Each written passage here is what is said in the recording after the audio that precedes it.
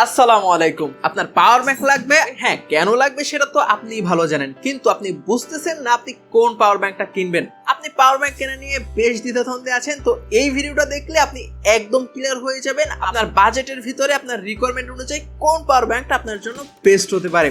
আজকের ভিডিওতে আমার কাছে তিনটা পাওয়ার ব্যাংক আছে, সেটা হলো সব থেকে জনপ্রিয় এবং সব থেকে ভালো পাওয়ার ব্যাংকের ব্র্যান্ড বাসুস। বাসুসের তিনটা মডেলের তিনটা পাওয়ার ব্যাংক আছে, একটা হলো 10,000 মিলিঅ্যাম্পিয়ার, একটা হলো 20,000 মিলিঅ্যাম্পিয়ার আর একটা হলো 30,000 মিলিঅ্যাম্পিয়ারের। আর এই তিনটা পাওয়ার ব্যাংকে কিন্তু বাসুসের তিনটা সিরিজের, একটা হলো অ্যাডাম্যান আর একটা হলো স্টারলট আর একটা হলো পিকো গো। তো এই ভিডিওটা শেষ পর্যন্ত দেখলে আপনার সমস্ত কনফিউশন একদম দূর হয়ে যাবে ইনশাআল্লাহ। তো wasting any single of second, let's start.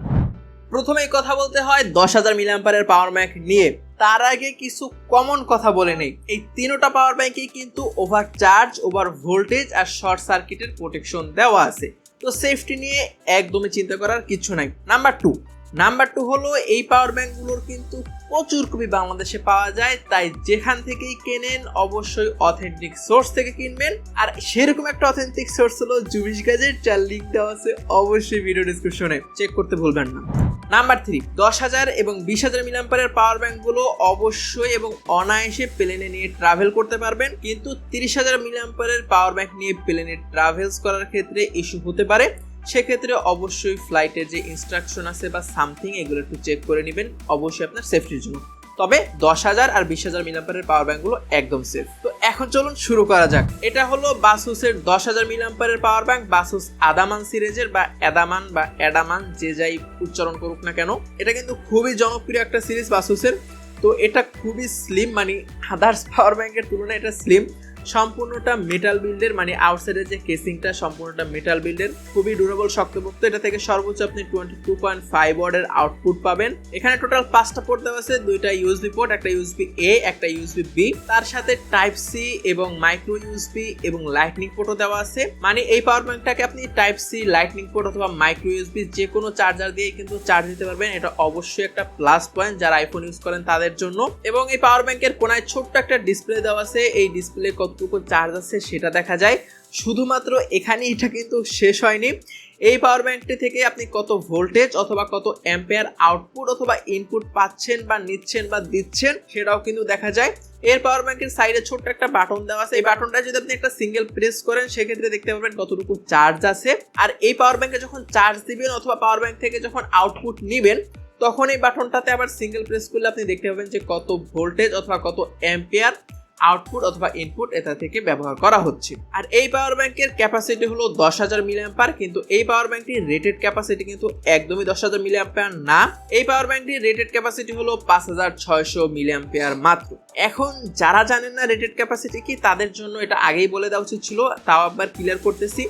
আমরা একটা পাওয়ার ব্যাংকের যত মিলিঅ্যাম্পিয়ার থাকে সেটা সম্পূর্ণটা ইউজ করতে পারি না। এখানে কিছু পাওয়ার লস হয়, লস হওয়ার পরে আমরা অ্যাকচুয়ালি যে চার্জটা বা যে ক্যাপাসিটিটা ইউজ করতে পারি সেটাই হলো রেটেড ক্যাপাসিটি। তো যে কোনো পাওয়ার ব্যাংক থেকে মোটামুটি 75 বা 70% মতো চার্জ বা মূল ক্ষমতা আমরা ইউজ করতে পারি। তো এই পাওয়ার ব্যাংকটির রেটেড ক্যাপাসিটি হলো 5,600 মিলিঅ্যাম্পিয়ার, মানে 5,600 মিলিঅ্যাম্পিয়ারের ব্যাটারি বা 5,000 মিলিঅ্যাম্পিয়ারের ব্যাটারি আপনি একবার ফুল চার্জ করতে পারবেন, অথবা যে কোনো বড়সড় ব্যাটারিও মোটামুটি 80% তো অনায়াসে চার্জ করে ফেলতে পারবেন একবার। এখন আসি এই ছোট্ট পাওয়ার ব্যাংকটি কে কিনবেন। আপনি যদি অফিস গোয়িং পিপল হয়ে থাকেন, যে মোটামুটি বিকালে বা রাত্রে বাসায় চলে আসি, তো সারাদিন আমার ফোনে আরেকবার চার্জ দেওয়ার প্রয়োজন হতে পারে, সেক্ষেত্রে এই ছোট্ট পাওয়ার ব্যাংকটা আপনি আপনার ডেইলি ড্রাইভার হিসেবে ইউজ করতে পারেন।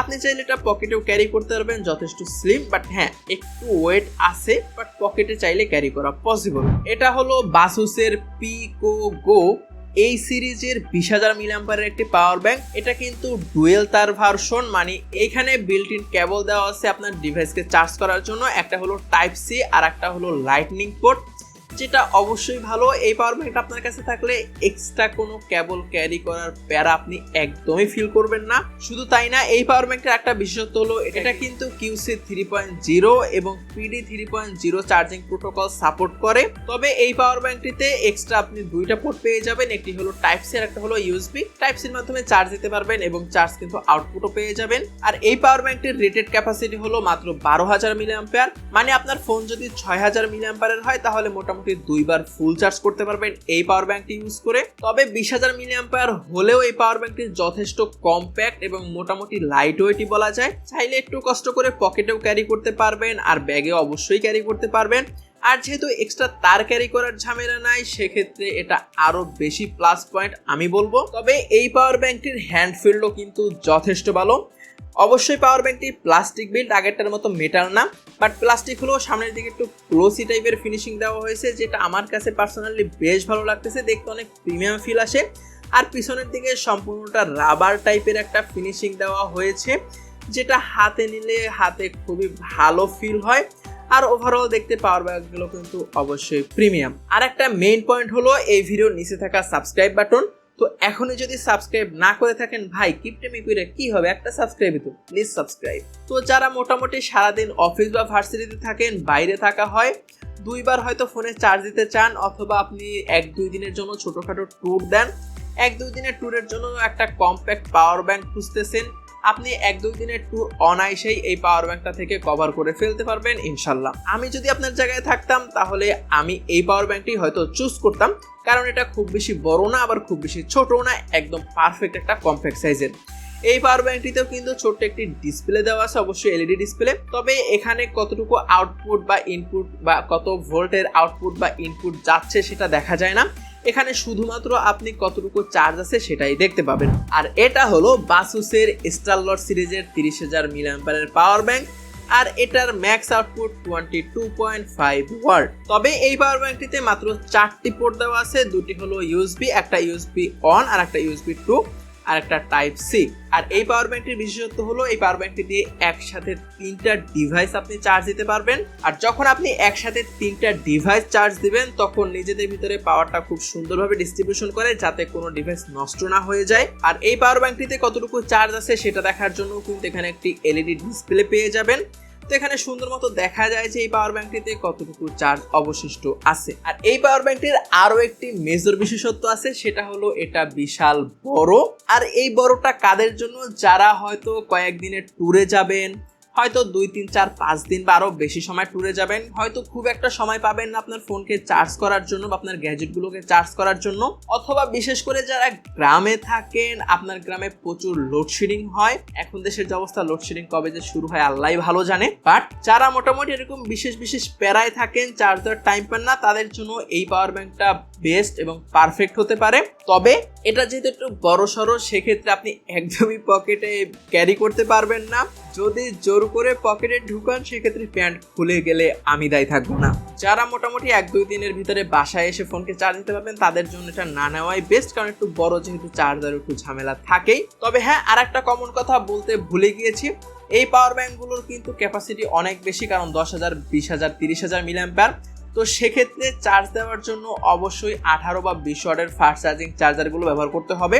আর এই পাওয়ার ব্যাংকগুলোতে চার্জ হতে, মানে ফুল চার্জ হতে কিন্তু হিউজ সময় লাগে, যেহেতু এটার ক্যাপাসিটিও অনেক। আর 30,000 মিলি অ্যাম্পিয়ারটা চার্জ করতে কিন্তু অনেক ঘন্টা, প্রায় 4-5 ঘন্টা বা তারও বেশি সময় লাগতে পারে। তো ওইভাবে একটু সময় নিয়ে এগুলোকে ফুল চার্জ করে নেবেন আপনি যদি যখন বাইরে বের হবেন বা একটু ঘুরতে যাবেন বা আপনি যেখানে খুশি সেখানে যান। তো এই ভিডিওটা ফাইনালি শেষ করি, তার আগে এক নজরে আবারও আপনাদেরকে বলে দেই, আপনি যদি ভার্সিটি বা অফিসে যাওয়ার মতো পাবলিক হয়ে থাকেন, যার দিনে একবার ফোনকে চার্জ দিলেই হয়, মানে ফোনের ব্যাটারি এখন আর ওইভাবে ব্যাকআপ দেয় না, আপনার একবার বাইরে থাকলে চার্জ দিতে হয়, রাতে আবার বাসায় ব্যাক করে ফোনে চার্জ দিতে পারবেন।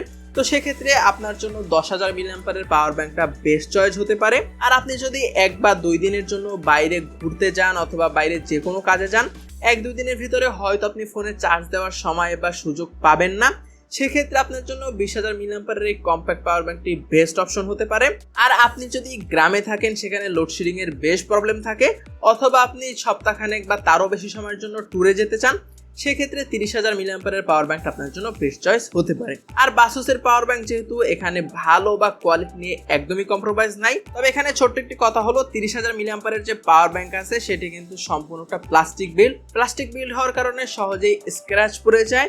আমি রিভিউ করার জন্য রিভিউ নিতে এনেছি। অলরেডি আমি বেশ কিছু স্ক্র্যাচ ফেলে দিয়েছি পাওয়ার ব্যাংকটিতে। তো এটা যদি একটু যত্ন করে ইউজ না করেন তাহলে সহজেই স্ক্র্যাচ পরে পুরনো হয়ে যাবে, এটা একটু প্যারা। তো এই ভিডিওটা পর্যন্তই, আশা করি ভিডিওটা ভালো লেগেছে। যদি ভালো লেগেই থাকে তাহলে অবশ্যই সাবস্ক্রাইব তো মাস্ট। আর দেখা হলেও হয়ে যেতে পারে অন্য কোনো দিন অন্য কোনো ভিডিওতে। সে পর্যন্ত সবাই সুস্থ থাকবেন, ভালো থাকবেন। টিল দেন টেক কেয়ার, আসসালামু আলাইকুম।